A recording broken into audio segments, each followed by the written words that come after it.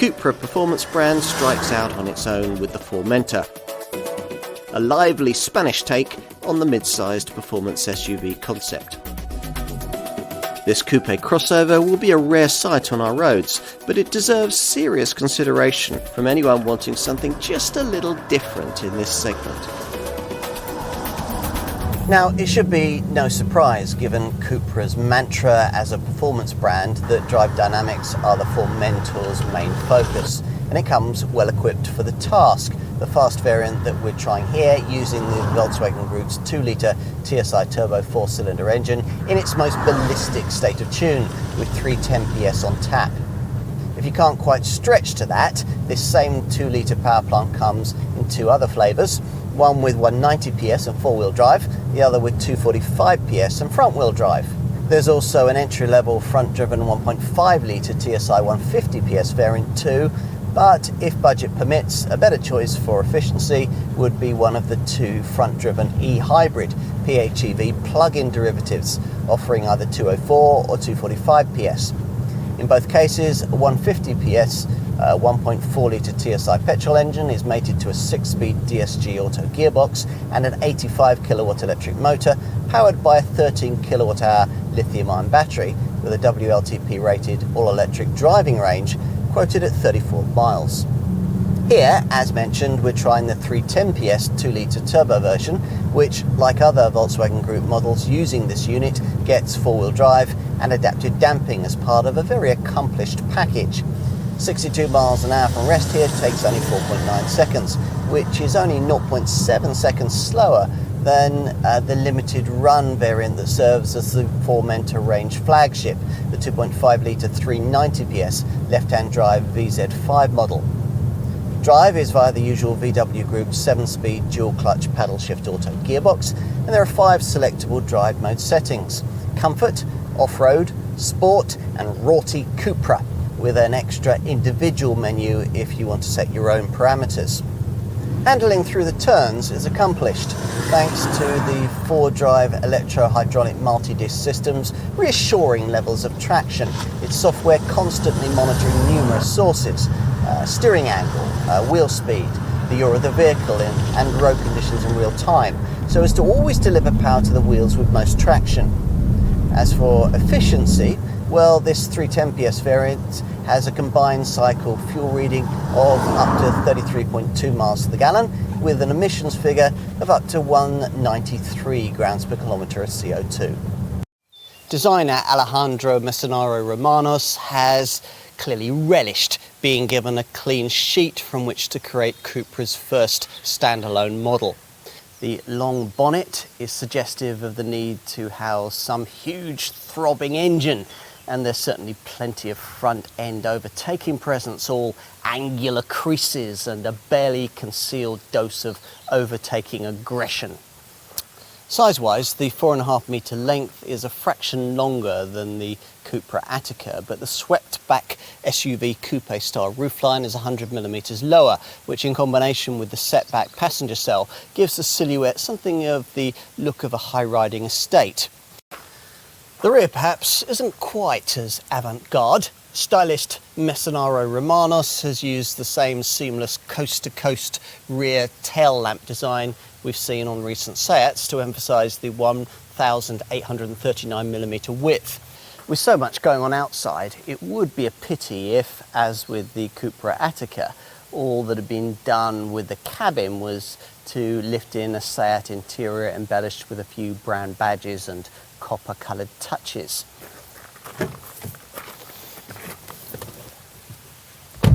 Fortunately, that's not the case. The designers have been able to fashion a bespoke dashboard which appears to float, an impression created by the horizontal full LED wraparound ambient lighting strip, which changes colour with drive mode selection and safety functions, and runs the width of the fascia flowing into both front doors.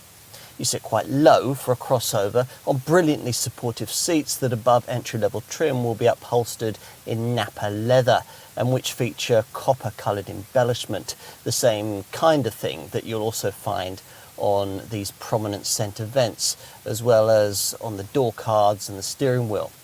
The grippy leather-stitched Wheel is a bespoke Cupra item, which on plusher models, in a nod to Alfa Romeo, has two circular buttons hanging from its centre spokes, the left one for drive modes and the right one for start-stop. Through that wheel, you view a 10.3-inch digital cockpit instrument display, differentiated from the one used in a humbler Seat Leon by redesigned graphics, though the screen's customisable functionality is exactly the same. Anything you can't find here, and much that you can, will feature on this big 12-inch infotainment touchscreen, which forms the centrepiece of the dashboard. It's disappointing that this monitor has to control the climate functions in combination with these fiddly slider controls beneath, but there's lots on it, including the drive mode menus and an ambient lighting section that allows you to colour coordinate the cabin beautifully after dark.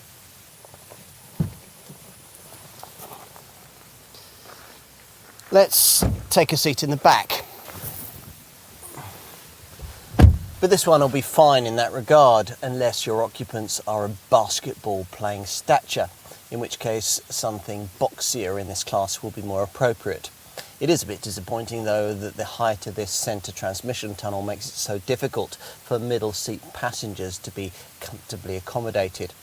Two people should be quite happy though, and they'll benefit from this fold down centre armrest with its twin cup holders.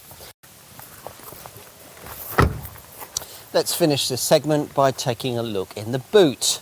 The powered tailgate, standard above base level trim, rises to reveal quite a high lip, but a square, usefully sized space, the capacity of which varies depending on powertrain selection. It's just 345 litres with the PHEV e-hybrid variant due to battery placement beneath the floor. But this more conventional VZ model ups that to 420 litres, a figure that rises to 450 litres with the base 1.5 TSI variant, which has a more compact rear axle. Even that, though, is still 35 litres down on what you'd get in a shorter Cupra Attica.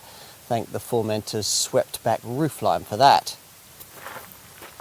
If you need more room, you can use these useful sidewall catches to push forward the conventional 60/40 split rear bench, which frees up this much larger 1,445 litre load area.